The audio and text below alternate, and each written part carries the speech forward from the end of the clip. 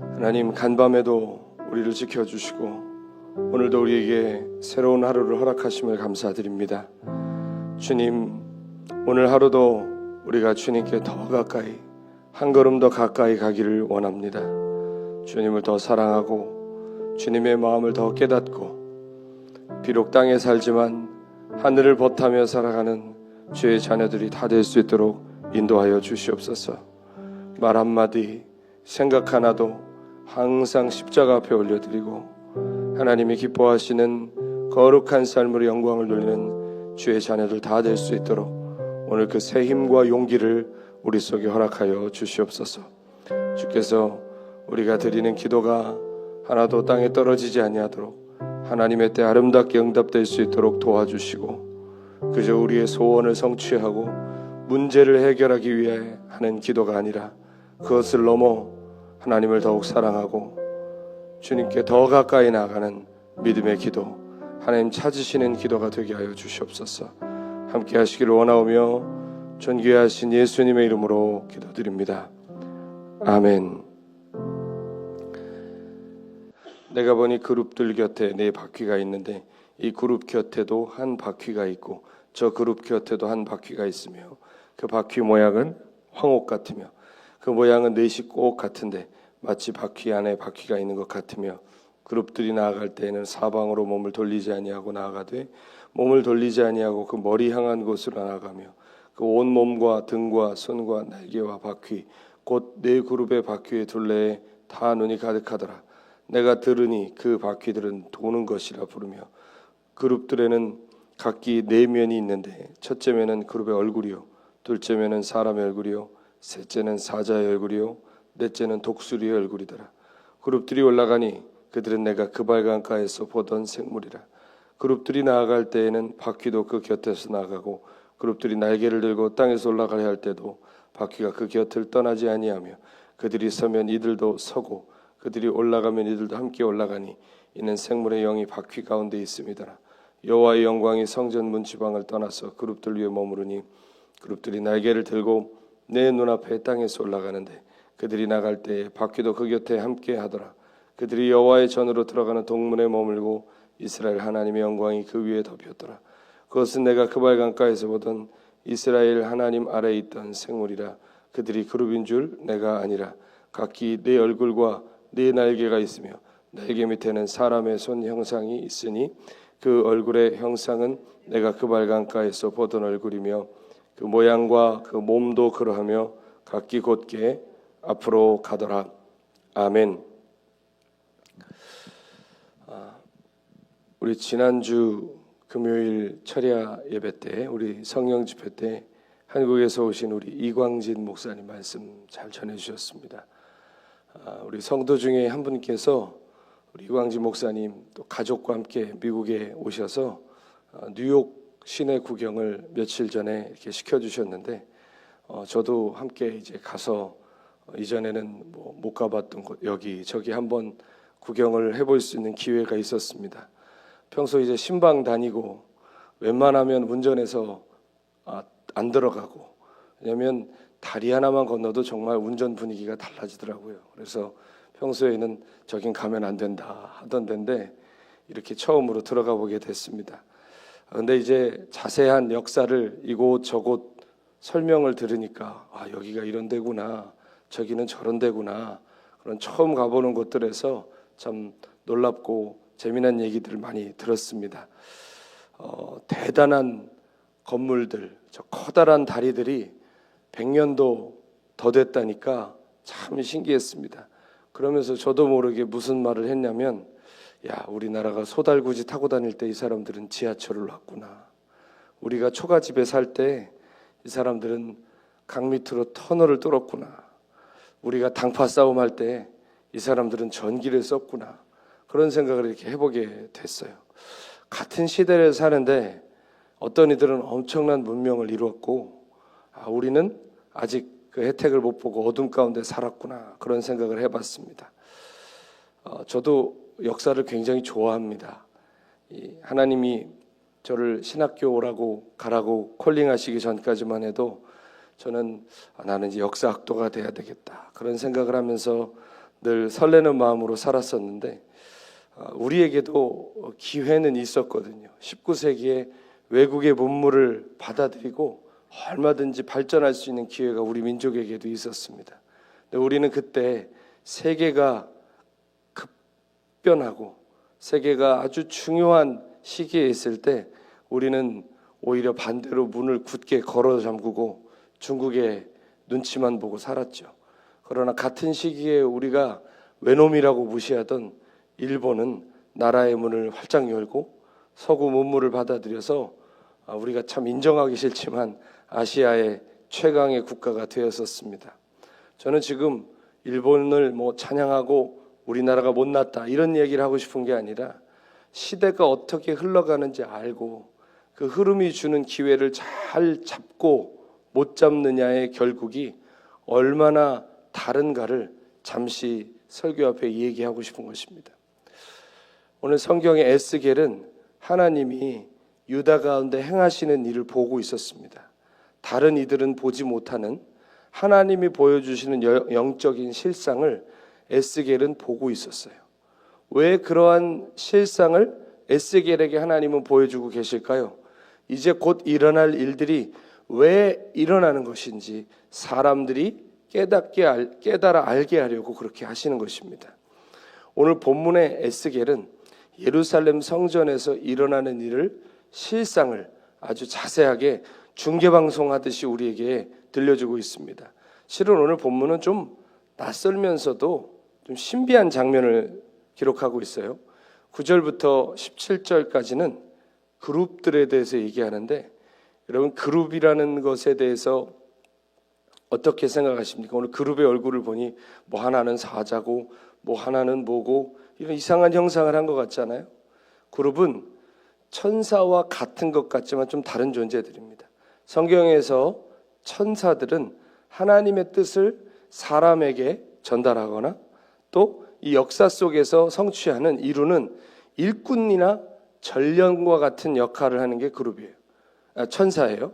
그런데 그룹은 하나님을 가까이에서 모시는 고위 대신 같은 역할을 하는 존재들입니다. 오늘 그룹의 역할을 문맥을 통해서 살펴보면요, 성전을 이제 하나님이 떠나시는데 하나님 앞에서 대신들이 먼저 나가듯이 하나님을 호위하는 것 같은 설명이 나옵니다. 성경은 그룹들 옆에 바퀴가 있다, 그룹이 움직이면 바퀴도 따라 움직였다, 그룹들이 내 얼굴을 가지고 있다, 자세하게 그룹에 대해서 설명을 하는데 이건 에스겔 선지자가 그 당시에 분명히 본대로 기록한 거예요. 그러나 오늘 본문의 중요한 핵심은 그룹들의 각기 얼굴이 무엇을 뜻하는 거냐, 바퀴는 무엇이냐, 이게 말씀의 핵심이 아니라 하나님이 지금 성전을 떠나고 계시다는 것이 핵심의 메시지예요. 그냥 떠나시는 게 아니라 마치 옛날에 임금이 궁궐을 이렇게 버리고 떠날 때 온 대신들이 같이 다 나가듯이 지금 그룹들까지 다 이제 하나님이 마치 짐을 싸서 성전을 아주 떠나고 계신 모습을 보여주신 겁니다.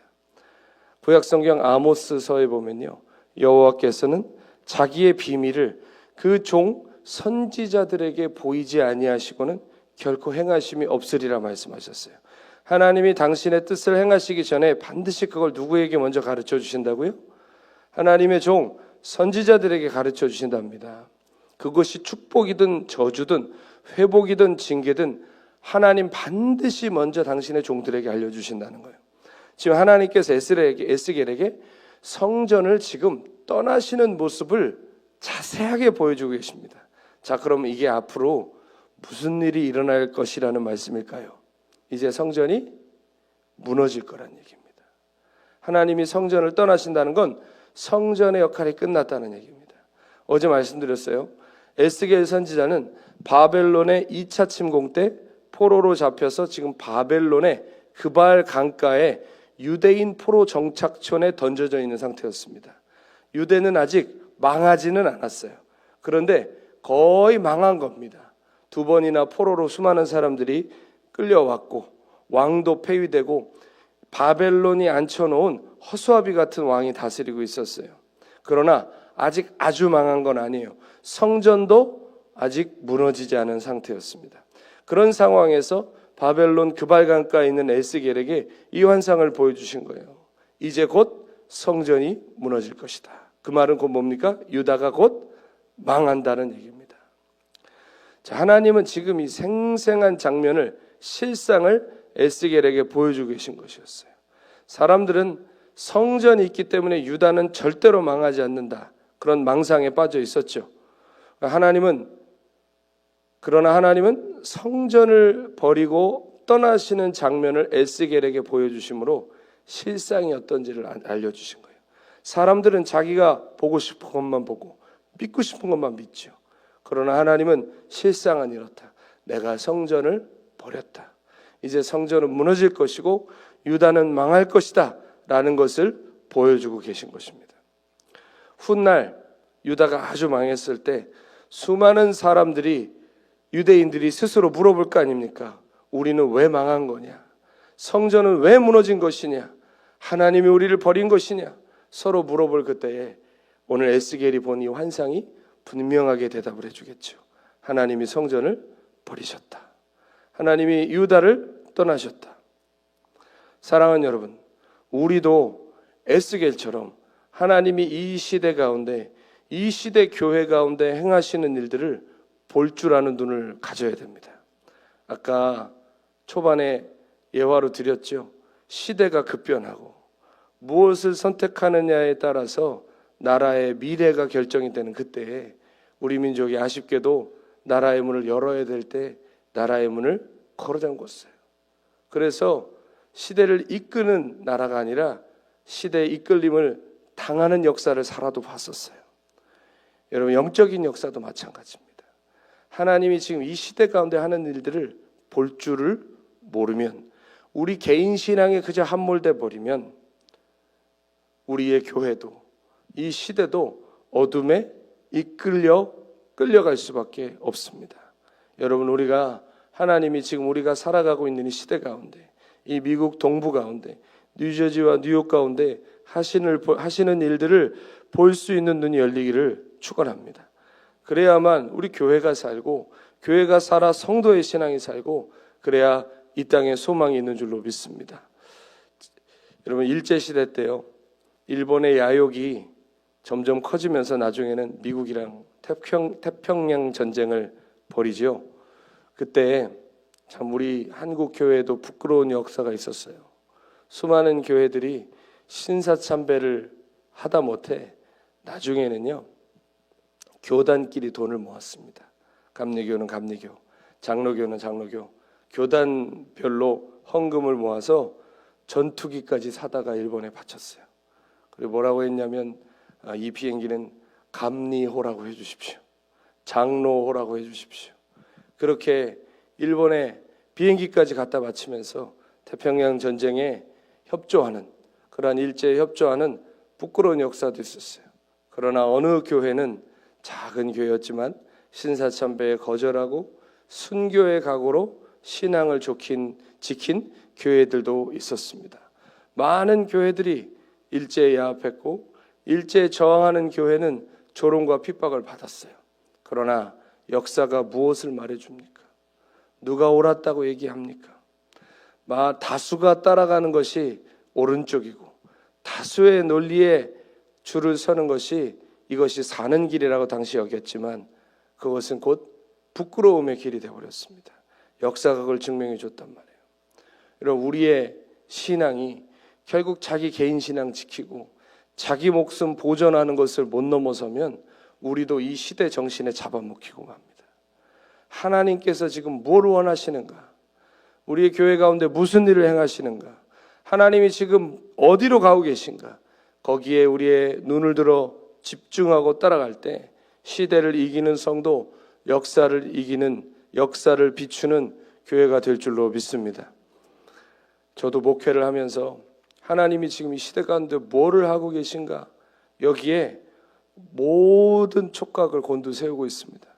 왜냐하면 우리가 우리만 잘 되면 되지, 우리끼리만 하면 되지. 여러분, 그러면 침몰하는 것입니다. 우리만이 아니라 교회는, 미국의 교회는, 미국에 있는 한인교회는 엄밀히 말하면 하나의 큰 배입니다. 타이타닉이 이렇게 한쪽이 침몰을 했어요. 그러면 살기 위해서 아직 침몰하지 않은 쪽으로 갈 거 아닙니까? 그러나 결국 이 사람들도 침몰해야 하네요. 결국 다 침몰하는 거예요. 우리만 잘 되면 되지. 아니요. 하나님이 시대 속에 뭘 하고 계신지 봐야 돼요. 하나님이 지금 미국에 있는 한인교회 가운데 무엇을 뜻하고 계신지, 무엇이 사는 길인지, 어떻게 해야 하나님 이 시대 가운데 어둡고 교회들이 수없이 많이 문을 닫고 있는 가운데 우리가 어떻게 해야 될지 우리가 그 눈을 들어 주님의 역사를 보아야만 우리가 이 시대를 넘어서는 줄로 저는 분명하게 믿습니다. 여러분, 삼손은 머리가 잘렸어요. 머리카락이 잘리고 하나님이 자신을 떠나셨는데 그걸 몰랐어요. 그래서 결국 블레셋 군대에 붙들려서 두 눈이 뽑히고 연자맷돌 돌리는 신세가 됐어요. 사울 왕은 하나님이 자신을 버리셨는데도 현실을 계속해서 부정하면서 다윗을 죽이러 평생을 쫓아다녔어요. 가룟 유다는 주님이 네가 나를 팔자라고 여러 번 사인을 주셨지만 결국 제 갈 길로 갔어요. 오늘 유다도 그래요. 하나님이 성전을 떠나셨어요. 그러나 그것을 몰랐고 결국 성전은 무너지고 유다는 망하게 되었어요. 지금 영적인 실상이 무엇인지 깨닫지 못하면 우리 실상은 우리의 삶은 멸망으로 가는 것입니다. 우리의 교회도 이 시대도 눈에 보이는 현상이 아니라 지금 영적인 실상이 어떠한지 보지 못하면 시대도 교회도 우리의 신앙도 어두움에 잡아먹힐 수밖에 없습니다. 듣고 싶은 것만 듣고 보고 싶은 것만 보면 결국 다 자기 발에 걸려 넘어지는 것입니다. 오늘 하나님 우리 인생에 사인을 주고 계십니다. 우리 교회에 사인을 주고 계십니다. 이 시대에 사인을 주고 계십니다. 그것을 깨닫지 못하고 그저 나의 지금 처해 있는 상황 속을 이대로 그냥 살아간다면 우리도 유다와 같이 하나님이 떠나셨는데 그것을 알지 못하는 부끄러운 미래를 맞이할 수밖에 없습니다. 오늘 영적인 실상을 볼 수 있는 우리 모두가 되기를 축원합니다. 그래서 주님의 그 뜻을 깨닫고 이 시대를 이기고 우리의 신앙을 지키고 교회를 지키고 우리의 믿음을 지킬 수 있는 거룩한 주의 자녀들 다 되시기를 예수님의 이름으로 축원합니다. 기도하겠습니다. 하나님, 영적인 실상을 볼 수 있는 눈이 우리에게도 열리게 하여 주옵소서. 우리는 주인인지라 보고 싶은 것만 봅니다. 듣고 싶은 것만 듣습니다. 내가 원하는 대로만 결론을 냅니다. 주님, 그 어리석은 그 영혼의 비늘을 벗겨주시고 영적인 실상이 무엇인지 하나님이 뜻하고 계신 것이 무엇인지 깨달을 수 있는 주의 자녀들이 다 되게 하여 주시옵소서. 그리하여 많은 것들이 사라지고 무너지고 넘어지고 변질되는 이때 우리는 끝까지 믿음을 지키고 주님의 몸된 교회가 온전히 세워지며 이 시대를 이기는 하나님의 자녀들이 다 될 수 있도록 인도하여 주시옵소서. 함께 하시고 오늘 우리 영혼의 눈을 뜨여 주시기를 간절히 원하오며 거룩하신 예수 그리스도 이름으로 감사하며 기도드렸습니다. 아멘.